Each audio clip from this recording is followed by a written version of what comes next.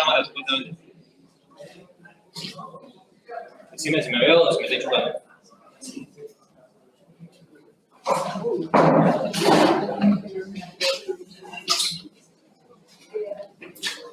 Mientras me presento, yo voy a hablar de la matemática 4 específicamente, todo el temario que vimos, y su relación con los videojuegos, como con las herramientas que aprendimos en matemática podemos crear. Yo soy Iñaki Agustín Lapere. Por más que la presentación me pusieron con una I, ahí, soy Iñaki. Ahí te apunto donde, acá.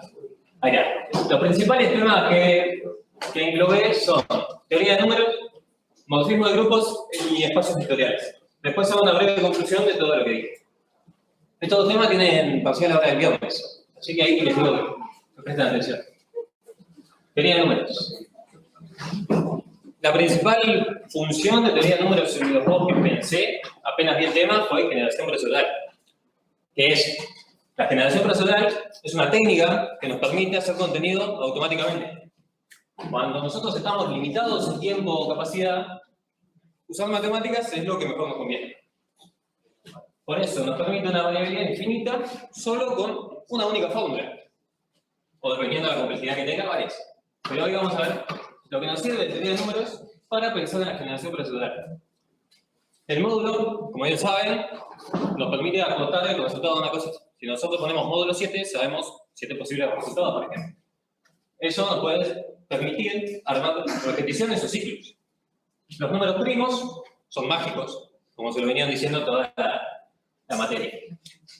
Generan patrones únicos y tienen propiedades, como bien dichas, mágicas. El máximo común divisor nos permite simetrías, agrupaciones en base a los números que estamos usando, y las congruencias nos permiten determinar reglas y condiciones para activar eventos, formar estructuras o lo que su imaginación permite. Hay varios algoritmos de generación procedural dependiendo para qué fin se utilicen. Por ejemplo, tenemos random walks para movimientos aleatorios de un enemigo, por ejemplo. En juegos como Stardew Valley lo utilizan para decir que de 7 a 8 se mueve de tal acá, pero no siempre con la misma fórmula, no siempre con el mismo camino predeterminado. Las funciones de ruido, generalmente la Perry o las simples, que son las más comunes, generan terrenos, texturas, propiedades aleatorias. Cada vez que hablemos de generación procedural, seguramente menciona mucho Minecraft, porque aprovecha eso. Mundo infinito con infinita variabilidad. Y lo que vamos a hacer hoy, que es el más común, que son números pseudo-aleatorios. En la programación no existe la aleatoriedad, porque las máquinas son deterministas y tienen que saber sí o sí qué cosa hacer. No le puedes decir pensar un número como nosotros y que te diga el 8. No. Necesitas sí o sí determinar una fórmula que te dé un número pseudo-aleatorio. Acá no se ve, pero lo que vamos a utilizar es uno de los más simples, para empezar, que es el algoritmo congruente lineal. Como ven, vamos a usar congruencia también. La fórmula es simple. Tenés ahí, el parámetro A es un multiplicador, mientras más alto sea el número, afecta cómo varía la secuencia, porque está multiplicando. C es el incremento, para que después sea en forma de semilla. Cuando nosotros usemos, por ejemplo, la semilla 5, después el número que va a generar aleatorio va a ser 6, 7, 8, 9. Eso es simple. Dependiendo del número que pongamos. Decimos que el incremento 2 va a ser 5, 7, 9. Eso nos permite que siempre, con la misma semilla, sea el mismo resultado. El módulo nos determina el rango de posibles valores. Si ponemos 5, nos va a dar máximo 5, por ejemplo.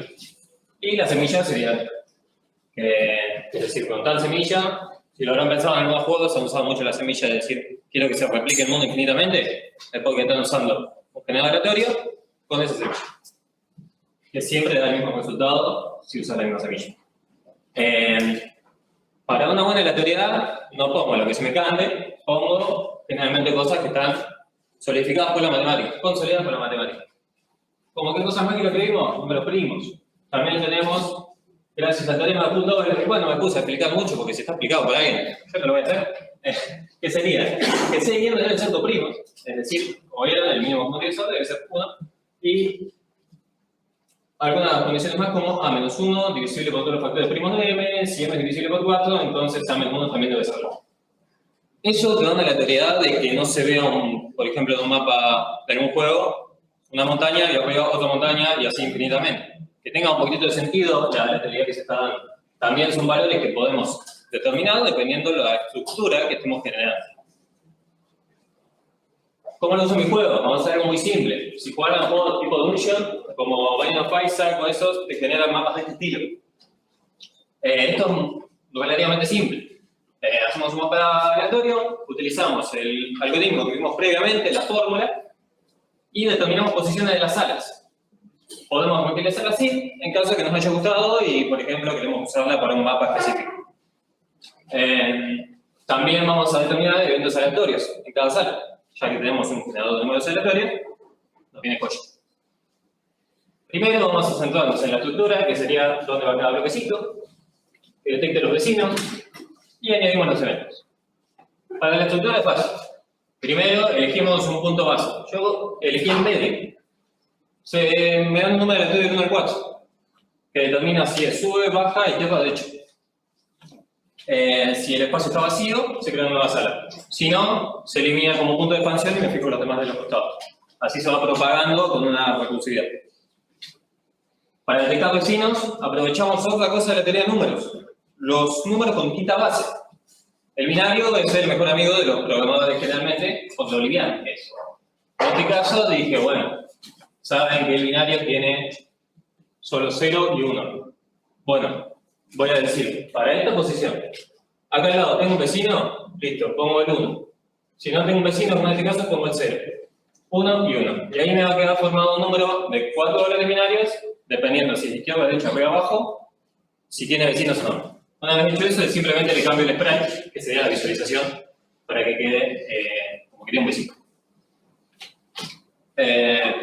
En total tengo un número entre 0 y 15 binario, pero yo lo veo como 4 posiciones específicas diciendo ¿tengo vecino? No tengo, tengo o no tengo. Para generar eventos, se puede calcular la distancia, lo pensé así como el Binding of Isaac al principio, no sé si lo conocen el juego, pero que generalmente el jefe estaba bastante lejos de donde estaba el lutero. Más adelante lo terminamos cambiando, pero es una forma muy simple de decir, bueno, acá hay un evento, acá hay otro evento, según tal regla, tal cosa. Así me aseguro que la mayoría de mapas míos tengan esa coherencia.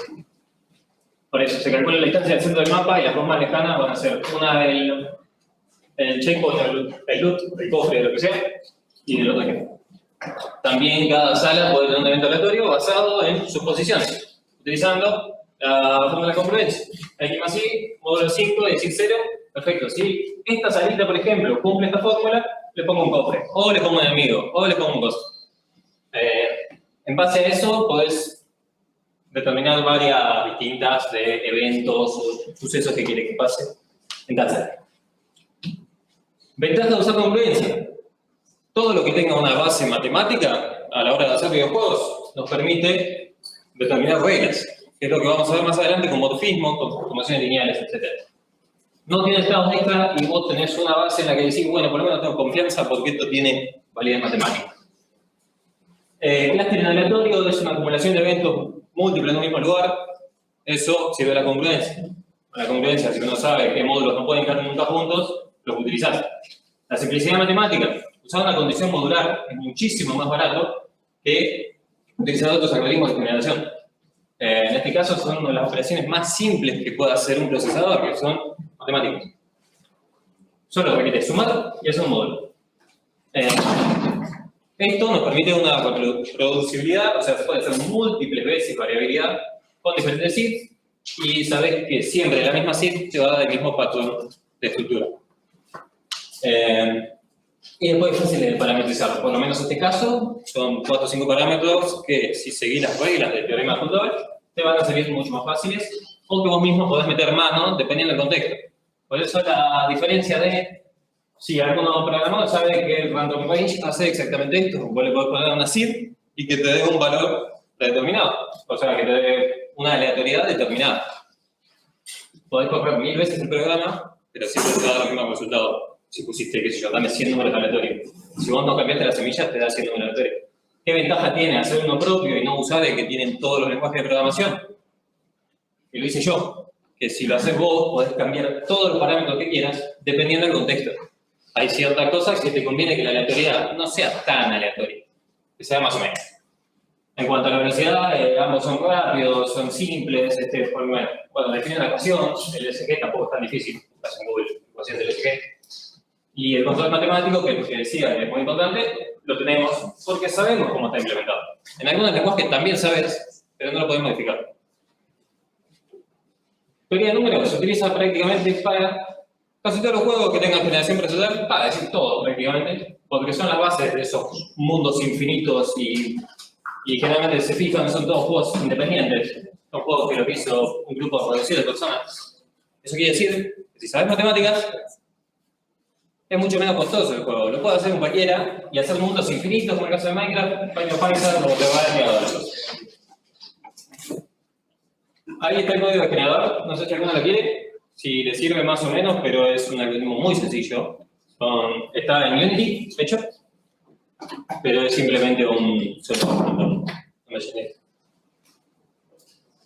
Con agüita mientras pone el código.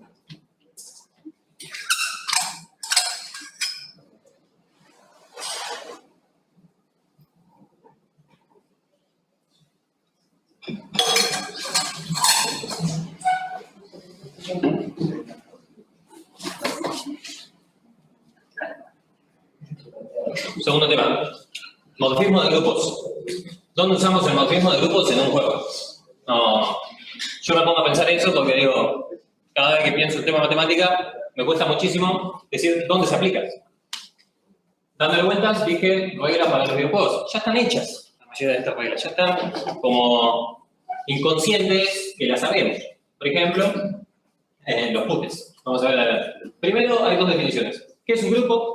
Si estuvieran estudiando para matemáticas, saben que un grupo es un conjunto con una operación, no solo un conjunto ni una operación, ambas. Un conjunto y una operación que cumple estas cuatro propiedades. La clausura, que dos elementos del conjunto operados siguen siendo del mismo conjunto, el resultado sigue siendo del mismo conjunto. La asociatividad, que es que los paréntesis prácticamente ni nos importan.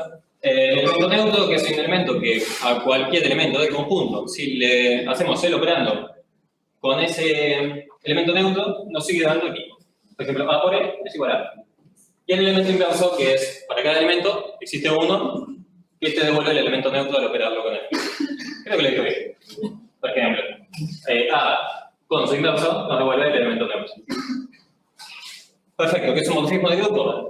Es un morfismo que cumple lo que dijimos antes. Es una función que transforma elementos de un grupo a otro, respetando la operación del grupo. Por ejemplo, en un puzzle, cada movimiento válido es un morfismo, porque transforma un estado a otro estado que sigue teniendo la coherencia interna que tenía previamente. Es decir, mantiene la estructura del grupo. ¿Dónde se encuentra eso? Lo que decíamos, puzzles. Define qué movimientos son válidos, cuáles no son válidos. Por ejemplo, te puede servir para determinar cuándo hay un block, es decir, el puzzle es irresolvible y llega a un punto muerto, básicamente. También nos sirve para lógica de IA. Todo lo que sea un conjunto de estados finito, para la IA le viene perfecto, porque puede saber cómo, cuándo y dónde llegó a ese estado. Y mecánicas de progresión, porque si tiene una base matemática, es más fácil de que la gente lo entienda, porque está incultada en nuestra cabeza. Si el juego tiene un elemento neutro o un movimiento inverso, todos los jugadores automáticamente ya saben que si hacen A, pueden volver a un estado anterior aplicándole el movimiento inverso, por ejemplo. Pero no voy a explicar que eso lo vemos más adelante. También se ven movimientos permitidos, les dije ahora, las transiciones de animación. En un juego grande hay muchísimas animaciones. Ver cuáles estados llevan a tal otro estado del jugador. Es mucho más fácil cuando ya tenés el conjunto finito de estados definido, las reglas de combate, etc. Por ejemplo, acá, ordenar el juego de uno a la vez. Lo voy a aplicar, pero básicamente de esta posición tenés que llegar a esta. Lo habrán visto en algún juego como el Resident Evil 4, me parece que está, que era ordenar el puzzle así. El tablero tiene 9 posiciones, 8 fichas numeradas del 1 al 8 y un espacio vacío. Solo se puede mover la ficha adyacente al espacio vacío. Por ejemplo, acá serían aquellas dos. Cada movimiento toma posición con la ficha en el espacio. O sea, el espacio vacío con la ficha que selecciona.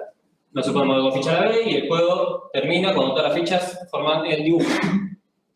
Por ejemplo, movimientos válidos es movimiento inválido, tocar el del medio. No se puede, tienen que ser solo las adyacentes, no diagonales. Ahí tienen, los movimientos válidos son esos dos, movimiento inválido. Perfecto. ¿Por qué conforma un grupo esto? Hay clausura. Todas las configuraciones llegan a un estado que sigue siendo un grupo, sigue manteniendo la misma parte del conjunto. Asociatividad. Yo puedo mover prácticamente lo mismo, obviamente no va a ser lo mismo mover porque no es conmutativo, A y B que B y A, porque no se va a poder, pero si muevo este, después muevo este, después muevo aquel, es lo mismo que hacerlo con esto. O hacerlo de grupos. Prácticamente como hay uno por turno, no existiría una asociatividad como tal, y ya con eso no le incumple nunca. Elemento neutro, como la mayoría de juegos, es no hacer nada. Pasa en el juego de apoyo, pasa en el FP, pasa en cualquier. Y el inverso es, si toqué este, cuando esté en aquella posición, volver a guiar. Y ahí ya cumplimos las 4 axiomas, se dice, que tiene que cumplir un grupo. ¿Dónde está el morfismo? Cada movimiento transforma el tablero a otro estado válido. Respeta la estructura interna. Esto, si yo toco acá, no se va y fuera de la pantalla. Sigue siendo un cuadrado de 9 por 9. De 3 por 3.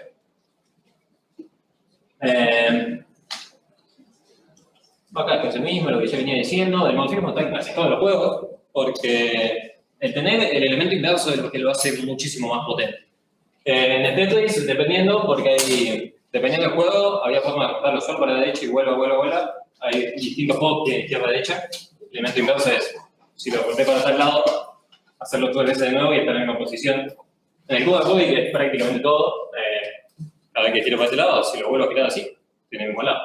El elemento neutro no es hacer nada, la asociatividad es también lo mismo. Y en el ajedrez es un poquito más complejo cada cosa que hay, dependiendo de la ficha. Pero hay muchas fichas que se manejan base a morfismo. Conclusión, para decirlo en general, nosotros no vemos, o sea, yo no me pongo a pensar en morfismo de grupos cuando estoy haciendo el jueguito este, por ejemplo. No, pero inherentemente está relacionado y es lo que permite que sea un buen game design, se dice, un diseño de juego.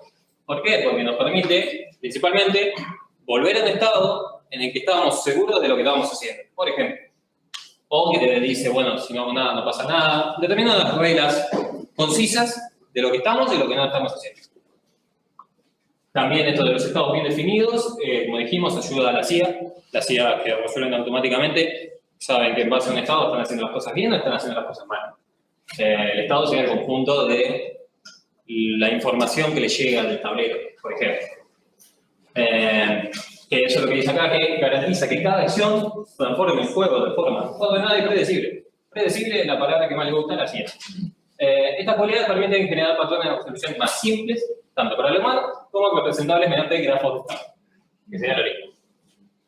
Listo. Terminamos morfismo de grupos. Espero que hayan entendido, porque esto no es introducción del viernes, creo. Vamos a ver.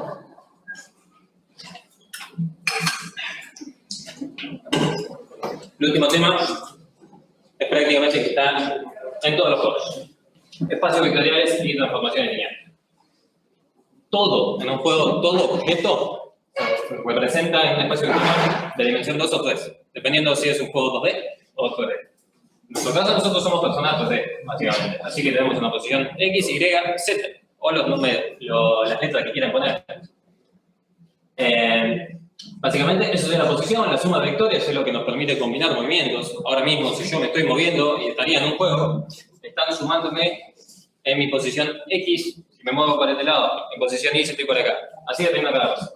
Y o Z dependiendo del motor. El producto por escalar nos permite manejar magnitudes. Por ejemplo, quiero que vaya mucho más.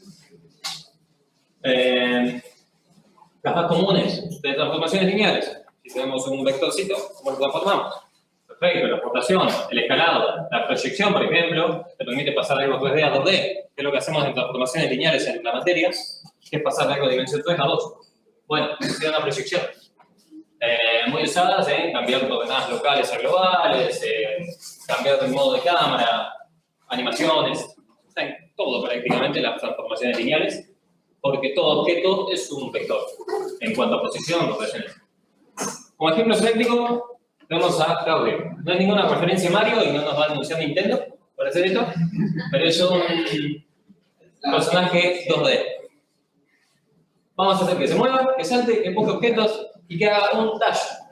Si más o menos se van a hacer en la cabeza, saben que moverse, moverlo en tal eje, saltar otro eje, empujar, es chocar dos fuerzas básicamente, realizar un dash es multiplicarlo con un escalar al que habíamos hecho antes. Perfecto, antes tenemos que saber qué es un rigid body, que para los que les gusta la física es lo que nos permite Unity, que es un motor de videojuegos, para integrar físicas en el juego. Que nos permite con facilidad aplicar transformaciones lineales, realistas, por ejemplo, gravedad, colisiones, movimientos.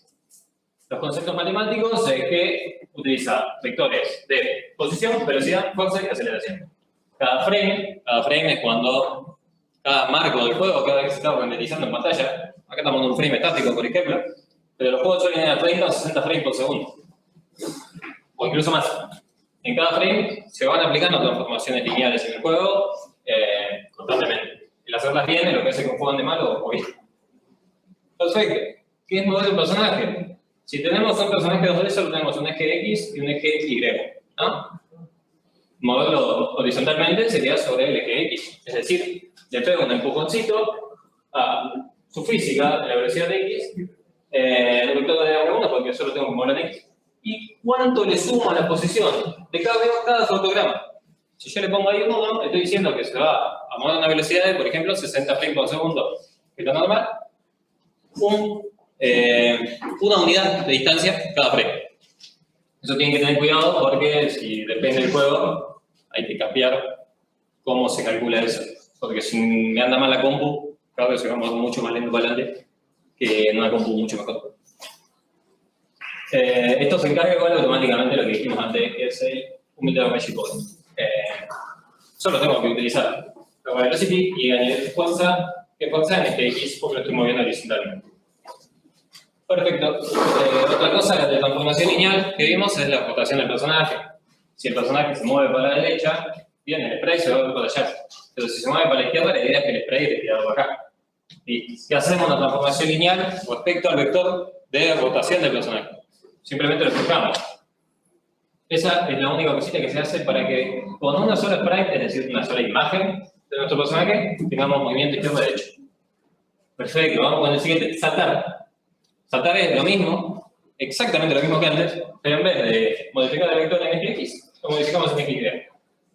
Y listo. Aplicamos una fuerza y después el motor automáticamente se encarga de que vuelva a bajar porque tiene criterio de gravedad. Listo. El dash. Bien, si ya vimos cómo se mueve en el eje X, ¿cómo hacemos que se mueva rápido en el eje X por un momento? Dash o impulso. ¿Cómo hacemos? Es un vector adicional que lo sumamos a su componente de física y multiplicamos la velocidad base por un producto escalar, haciendo que sea mucho más rápido por una determinada cantidad de tiempo. Listo. Y por último, empujar objetos. Si ya vemos que este es un vector y este es un vector, lo único que tiene que hacer es que cuando detecte una colisión entre estos dos, empiece a empujarlo la cantidad que nosotros queramos en el eje X. Súper simple. Pues acá hay un video, me parece. No sé si esto funciona.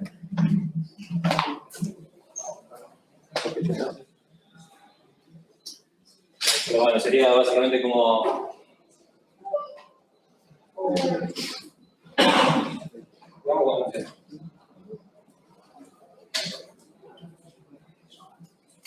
Imagínense a Claudio saltando y siendo feliz. Y moviendo el pelo. Sí. Y explotando contra el piso y todas esas cosas. Bueno, básicamente, en resumen, espacios vectoriales y transformaciones lineales es la base de cualquier movimiento, cualquier posicionamiento, rotación, todo en un juego. Es una operación matemática con vectores. Reflejar, escalar la gravedad, incorporar transformaciones lineales, ajustan el comportamiento de forma precisa y se acerca más a lo que es la realidad. Si nosotros usamos más fórmulas matemáticas para medir las distancias de los personajes, suele ser un movimiento más nítido que simplemente lo muevo cada frame uno para la izquierda y por eso nos ayuda a programar físicas realistas y coherentes, controlar el movimiento, los saltos, el empuje sin que falle y optimizar las interacciones porque a las máquinas les encanta hacer cómputo de numeritos y acá estamos manejando dos numeritos como vectores, que es una gramática. Conclusión general, esta mía hippie medio general. ¿Para qué nos puede servir la matemática? En general, teoría de números. Como vimos, continuo procedural, reproducible, módulos, los números primos, etc. Son valores muy concisos que nos dan resultados infinitos prácticamente. Conceptos de grupos, las reglas de movimiento, mecánicas claras, movimientos reversibles, y eso que nos ayudan los ajustes, y la IA, por ejemplo, porque no, que tenga reglas de IA y los estados, que es lo que dije previamente. Los espacios vectoriales, base de física y animación de cualquier cosa. Esto que estoy diciendo acá no solo funciona para videojuegos, sino para animación, para prácticamente cualquier cosa que renderice en pantalla, tiene vectores. Listo. Entonces, estas herramientas que acabamos de ver, está bien que es aplicable a los videojuegos, pero también es aplicable a cualquier cosa como programador. El ver la cantidad de kit de herramientas que te da la matemática puede ser aplicable a cualquier cosa. Acá acabo de hacer el concepto en videojuegos, pero la generación procedural se puede usar para otras cosas, o la teoría de números en general se puede usar para cualquier otra cosa. Por eso la matemática puede ayudar a dar forma a esa imaginación que indica hacer un juego, que implica hacer un juego. Es apenas una muestra de lo que se puede hacer. En la materia había muchísimos más conceptos, muchísima más magia y oscura que hace la matemática. Y acá se vio una forma sencilla, porque esto lo puede hacer cualquiera. De hecho, es lo más entry level que veo para que alguien se meta en videojuegos. Es esto. El algoritmo es súper simple de generación procedural. El puzzle es un puzzle que literalmente tiene que hacer un clic, no tiene que hacer un input, tiene que hacer nada. Y con esas herramientas ya podés empezar a decir, bueno, estudié informática. ¿Qué puedo usar de lo que estudié informática para hacer juegos? Matemáticas. Por eso es la base invisible que sostiene cada movimiento, puzzle o nivel que se puede generar. Conocer estos conceptos ayuda a que el juego salga mucho más barato, mucho más fácil y mucho más sostenible en el tiempo. Listo.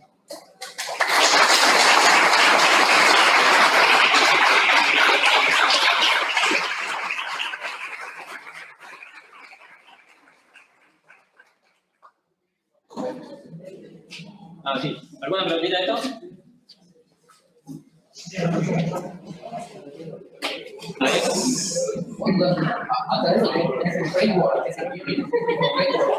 Sí, framework se le llama cualquier cosa que sea